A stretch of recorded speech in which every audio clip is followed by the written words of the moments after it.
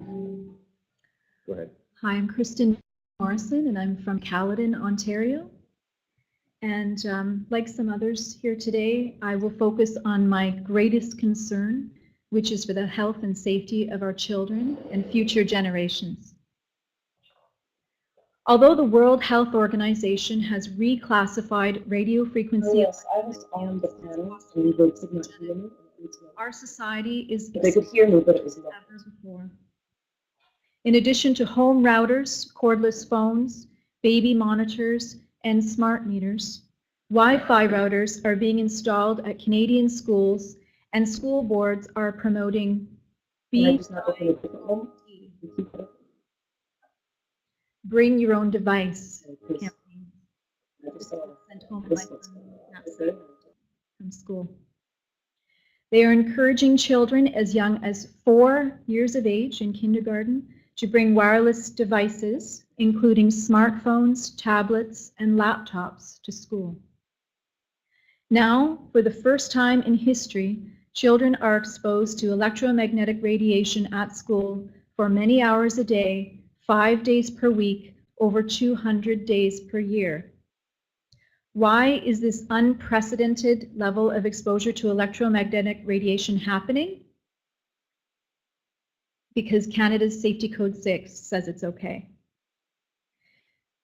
As you know, symptoms of electrosensitivity are associated with exposure to electromagnetic radiation. Because school boards have refused to provide accommodation, homeschooling becomes the only option for some electrosensitive children. And this can really be quite upsetting to some kids who prefer to be a part of the school community but can't. In addition to symptoms of electrosensitivity such as headaches and heart palpitations, we also know that conduct problems are being linked to exposure in children and adolescents. Unfortunately, numerous attempts to get school boards to use wired as opposed to wireless connections have been futile.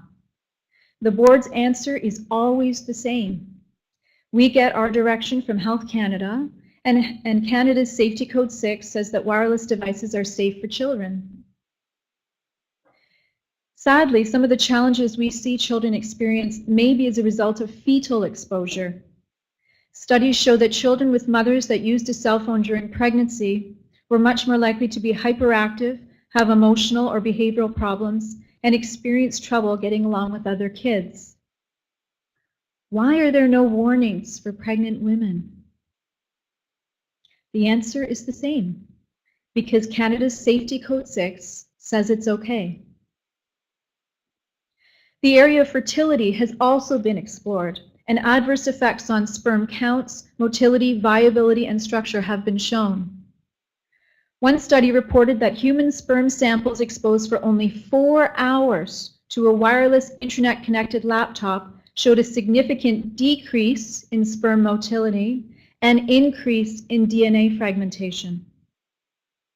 All of this research is telling us that there's cause for concern.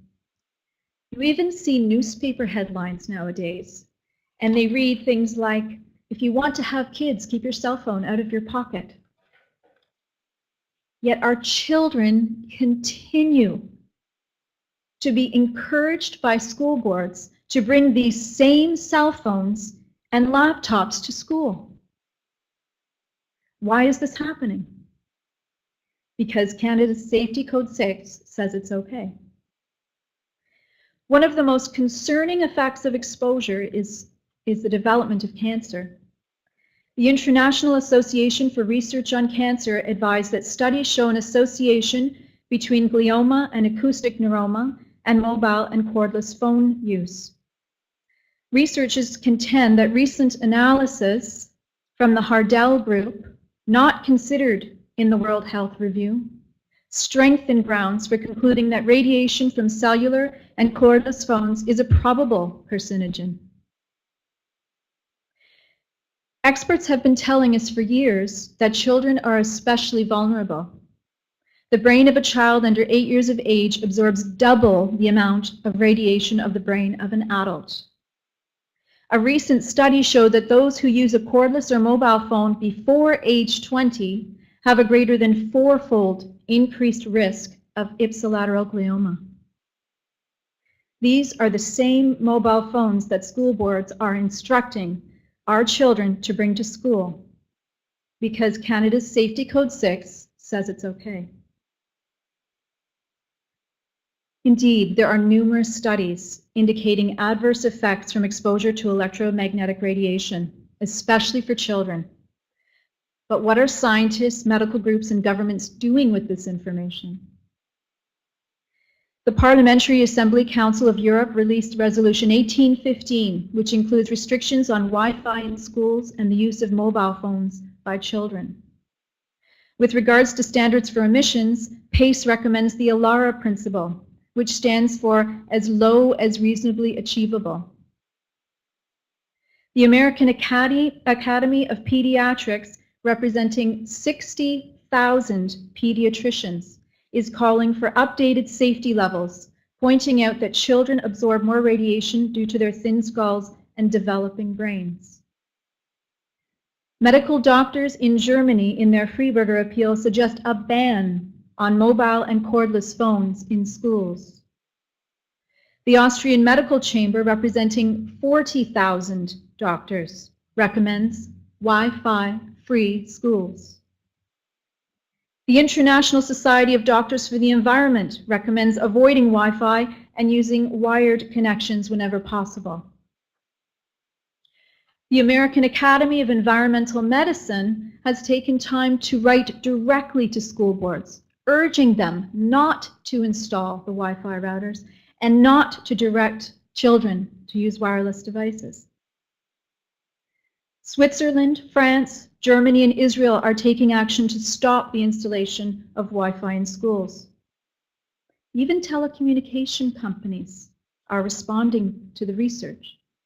Although it takes a magnifying glass to read them, they are issuing warnings to keep wireless devices away from your body. So, the question for our review panel becomes, what are you going to do?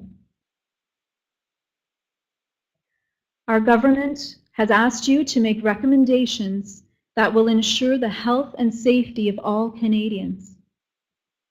We hope that you will join your colleagues in science and medicine around the world by recommending significantly more protective limits and precautionary measures.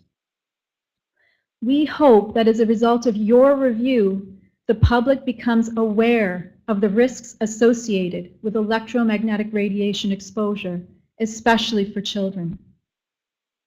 We hope that as a result of your review, children will be able to enjoy the benefits of a public education without being subjected to a possible carcinogen.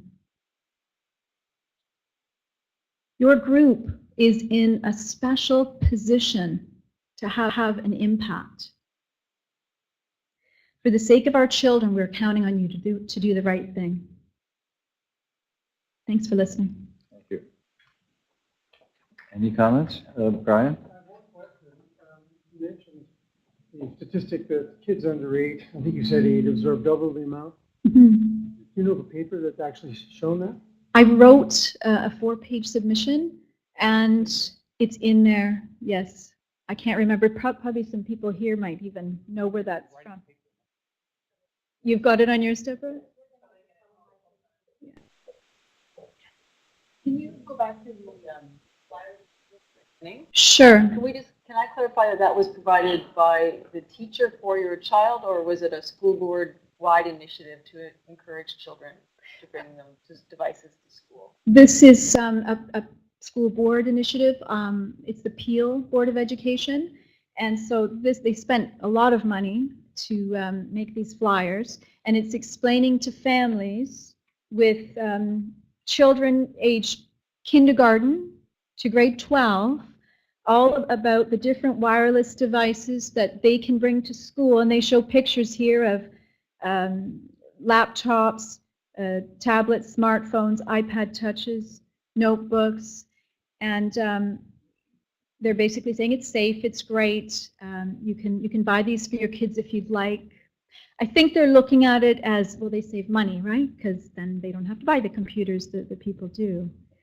But hopefully this review will help increase awareness, and precautions can be taken so that this doesn't happen. We have tried, as I mentioned, to talk to the school boards, but they just say, oh, it's not up to us. It's all about Safety Code 6, and we'll just watch what happens with that.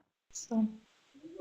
Does anybody else know of any information coming in from the universities? Because at Queen's, it's now mandatory for all medical students to have a laptop coming in, engineers and so on. So is there any data coming out of that kind of environment about effects of Wi-Fi? Yes, there was a Yale study that's, have you seen the Yale study?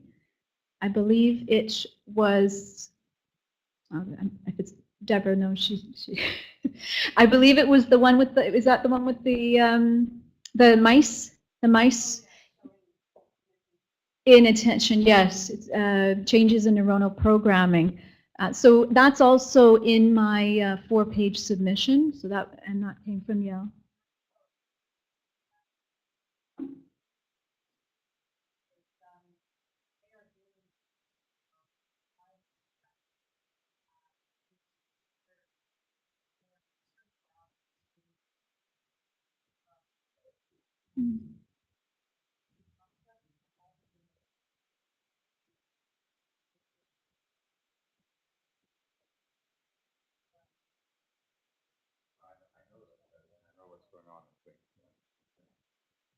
Okay, thank you very much. Thank you.